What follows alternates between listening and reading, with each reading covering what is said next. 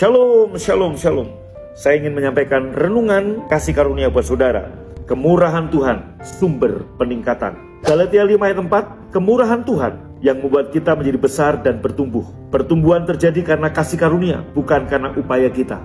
Bisnis, keuangan, pelayanan, dan sebagainya tidak bisa bertumbuh tanpa kasih karunia. Bila kita masih menganggap pertumbuhan dan keberhasilan adalah karena upaya kita, maka kita hidup di luar kasih karunia. Ya, Galatia 5 ayat 4, dan Kristus nggak ngefek dalam kehidupan kita. Ingat bahwa kita menerima kasih karunia, menjadi sukses dan diberkati karena kita percaya pada Injil, bukan karena upaya kita. Galatia 3 ayat 5. Kemudian hendaklah ia menguliti korban bakaran itu dan memotong-motongnya menurut bagian-bagian tertentu. Imamat 1 ayat 6. Ketika Adam dan Hawa berbuat dosa dan mengetahui bahwa diri mereka telanjang, maka Tuhan sendiri yang berinisiatif untuk menyembelih hewan dan membuatkan pakaian kulit untuk mereka, menutupi dosa mereka. Ini adalah bayang-bayang dari peristiwa pengorbanan Yesus di kayu salib.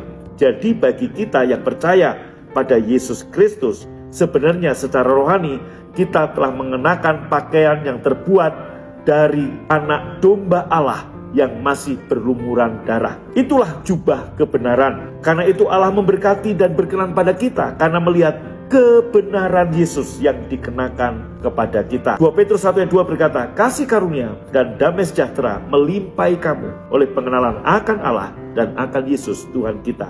Semakin kita mengenal Tuhan dengan baik, maka kasih karunia dan damai sejahtera akan melimpah atau dilipat gandakan dalam hidup kita. Kita telah menerima kasih karunia, yaitu Allah yang menyelamatkan, Allah yang memulihkan, Allah yang memberkati, Allah yang menyembuhkan karena Yesus. Kemudian shalom atau damai sejahtera, yakni kekuatan untuk mengatasi kegentingan, juga melimpah dalam hidup kita. Bila suatu kali kita menghadapi krisis ekonomi, ingat bahwa kewarganegaraan kita adalah dari kerajaan surga, bukan dari dunia. Berkat-berkat kita diatur oleh surga. Sebagai contoh, ada seorang warga Amerika bekerja sebagai karyawan di kedubes Amerika yang ada di Indonesia. Maka ketika terjadi krisis ekonomi di Indonesia, hal itu nggak akan berdampak pada gajinya. Katakan nilai rupiah turun, saudaraku, nilai dolar naik, nggak berdampak bagi dia. Karena sekalipun dia tinggal di Indonesia, dia bukan warga Indonesia. Dia menerima gaji dolar Amerika. Ini bicara, Anda adalah warga kerajaan surga sekalipun Anda tinggal di dunia. Dengarkan, dengan kebenaran ini Anda pegang, Anda akan melihat, Anda akan terbang mengatasi kegentingan, terbang melewati badai kehidupan. Anda justru akan dipromosikan di masa-masa yang sulit ini.